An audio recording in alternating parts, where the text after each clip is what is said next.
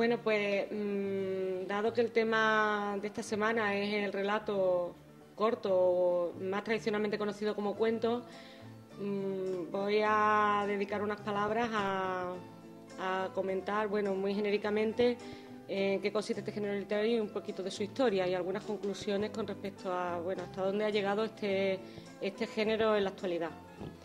Originariamente el cuento es una de las formas más antiguas de literatura popular de transmisión oral. En la propia naturaleza del hombre se encuentra desde sus orígenes la necesidad de contar historias, siendo las que se pueden contar en un rato, las breves, las que más permanecen en la memoria para ser transmitidas. Además, estas historias con frecuencia son portadoras de enseñanza, de saber popular.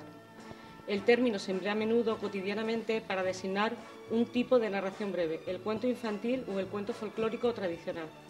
Entre los autores universales de cuentos infantiles figuran Perrault, los hermanos Grimm, Andersen, creadores y difundidores de historias imperecederas como Caperucita Roja, Pulgarcito, Blancanieves, Barba Azul o La Cenicienta. Vladimir Proust fue un erudito ruso que dedicó una parte de sus estudios al análisis de los cuentos tradicionales infantiles. Leyó y comparó muchos de ellos y el resultado fue un libro, Morfología del cuento, en el que explicó las características comunes a todos ellos. Algunas de estas, los personajes de a cuento realizan acciones parecidas, salir de casa, superar pruebas, son personajes tipos, por ejemplo, los personajes negativos, la bruja, la madrastra, el ogro, el que ayuda, el hada, el duende, que también aportan elementos mágicos, los héroes, la princesa, el príncipe encantado, etc. Otra de las características podría ser la predilección por los números 3 y 7, 3 hijas, 3 cerditos, los 7 hermanos, etc. El cuento tradicional, además, se estructura siguiendo unos parámetros que empiezan con indicadores de tiempo y lugar vagos del tipo érase una vez, en algún lugar, había. El personaje principal debe superar una serie de obstáculos. Por ejemplo, en este bloque entran preguntas del tipo espejito, espejito mágico, dime quién es la más bella del reino. El personaje principal recibe la ayuda real o mágica de otros personajes, con ella consigue superar unas pruebas y en el desenlace el protagonista suele lograr su objetivo. El final siempre es cerrado y feliz y normalmente se produce además un cambio de estatus, es decir, de categoría social del personaje principal. Por ejemplo, el mendigo se convierte en rico, la criada en señora o la cenicienta acaba casándose con el príncipe. Pero la definición de género narrativo, cuento o relato corto, lejos de limitarse a esta sección de narración infantil, entronca con no pocos problemas teóricos que han sido tratados en el terreno de la narratología. Múltiples definiciones, límites confusos con otro género narrativo, amplia tipología, etc. Asimismo, desde sus orígenes hasta la actualidad, el concepto y las mismas características y pretensiones de este género se han transformado, evolucionando desde el relato mitológico clásico hasta destilarse confluyendo en un nuevo género narrativo, el microrrelato. Etimológicamente, cuento deriva de la palabra latina computum, que significa cálculo, cómputo, enumeración. De cálculo y enumeración pasó a significar la enumeración de hechos y, por extensión, cuento significa recuento de acciones o sucesos reales o ficticios. Intentando ofrecer una definición sencilla de cuento que intenta abarcar la gran variedad de historias que deben adaptarse a una única definición, podríamos decir que el cuento es una narración breve, oral o escrita, de un suceso imaginario. Aparecen en él un reducido número de personajes que participan en una sola acción con un solo foco temático. Su finalidad es provocar en el lector una única respuesta emocional. La novela, por el contrario, presenta un mayor número de personajes más desarrollados a través de distintas historias interrelacionadas y evoca múltiples reacciones emocionales. Es más difícil decir con exactitud cuándo se originó el cuento, y ello se debe en gran parte a los equívocos que conlleva su mismo nombre. No se sabe con exactitud cuándo comenzó a utilizarse la palabra cuento para señalar un determinado tipo de narrativa, ya que en los siglos XIV y XV se hablaba indistintamente de apólogo, ejemplo y cuento para indicar un mismo producto narrativo. Boccaccio utilizó las palabras fábulas, parábolas, historia y relato. Estos nombres han ido identificándose con una forma de narración claramente delineada. Sabemos que Cervantes fue el primero en acuñar en España el término italiano novela y que cuando lo utilizó lo hizo para referirse a sus relatos cortos, las novelas ejemplares. Ramón Menéndez Pidal, en el estudio preliminar de su antología de cuentos de la literatura universal, dice: a través de un lento pero firme proceso de transformación, la Edad Media europea trasvasa a la moderna el cuento como creación absoluta, con su propio rango de estructura literaria autónoma, tan válida por sí misma como el poema, la novela o el drama. Esta concepción del cuento como estructura literaria autónoma predomina hoy día, y esto significa que lo rige una organización y formas determinadas que lo dotan de un carácter peculiar, intrínseco e individual. Si hacemos un breve recorrido por la historia del cuento, nos remontamos a Egipto en torno al año 2000 a.C. Más adelante cabe mencionar las fábulas del griego Sopo y las versiones de los escritores romanos Ovidio y Lucio Apuleyo, basadas en cuentos griegos y orientales con elementos fantásticos y transformaciones mágicas. Junto a lo eternamente popular, también tenemos la colección de relatos indios conocida como Panchatantra, del siglo IV después de Cristo. La primera colección de cuentos orientales es sin duda Las Mil y una Noches. Cada noche, por espacio de 1001 días, Serezade se salva de morir a manos de su marido el sultán, contándole apasionantes cuentos recogidos de diversas culturas. La influencia de esta obra fue decisiva para el desarrollo posterior del género en Europa. Debemos considerar como cuentos numerosas manifestaciones literarias de la antigüedad. Sin duda son cuentos algunos de los relatos del libro del Buen Amor, los ejemplos del Conde Lucanor. A lo largo de su historia, el cuento medieval y posterior se presentaba en una colección de relatos unidos por una historia marco, como sucede en el Decamerón de Boccaccio, o también en los cuentos de Canterbury escritos en la última parte del siglo XVI. Colección de relatos versificados con prosa intercalada, organizados en una trama general que consiste en que varios peregrinos de distintas clases y profesiones se comprometen a narrar historietas. Lejos de ser originales, las aventuras de nuestro Lazarillo de Tormes, por ejemplo, son recreaciones de otros cuentos. Más adelante, los cuentos aparecen dentro de una novela larga como complemento a la narración central. Famosos son los relatos intercalados en El Quijote, algunos verdaderas novelas cortas ajenas a la trama principal, otras entroncadas con la historia de nuestro Don Quijote. Cabe señalar que tanto en Francia como en España, casi al término del siglo XVII, la palabra cuento aún está cargada de ciertos matices folclóricos fantásticos. El romanticismo inspira un florecimiento del relato corto, sobre todo del cuento, que, como se sabe, resultó uno de los géneros favoritos de ese movimiento. Los escritores románticos darán una nueva vida al elemento maravilloso como soporte fundamental del cuento. Hoffmann en Alemania, Edgar Allan Poe en Estados Unidos, Becker en España, son nombres representativos de esta fase. Pero la aportación más significativa, si cabe, en este campo es la del danés Andersen, quien en 1835 publicó su libro titulado Cuentos para niños. Ya en la segunda mitad del siglo, el cuento adquiere plena vigencia y popularidad con Chekhov, uno de los eximios creadores universales de esta modalidad narrativa. En Francia, Flaubert, y en España, Clarín, Valera, Pereda y Pardo Bazán son los cuentistas más destacados. Ya en la primera mitad del siglo XX, los escritores norteamericanos, al igual que en la novela, han aportado su propia versión del cuento, cuyas fórmulas de singular eficacia narrativa han fortalecido el género, como en el caso de Hemingway. En España, después de la Guerra Civil, el cuento ha conocido un nuevo florecimiento. Algunos de los autores que más se han destacado son Cela, Carmen Laforet, Ignacio Aldecoa, etc. En Hispanoamérica, a partir del siglo XIX, el cuento ha tenido un auge extraordinario, al igual que su novela.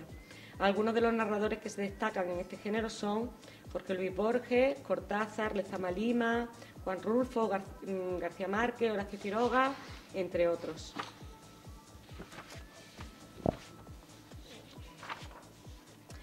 Históricamente, el cuento es una de las más antiguas formas de literatura popular de transmisión oral, que sigue viva, como lo demuestran las innumerables recopilaciones modernas que reúnen cuentos folclóricos, exóticos, regionales y tradicionales. Cabe mencionar en este punto el corpus de cuentos populares extremeños.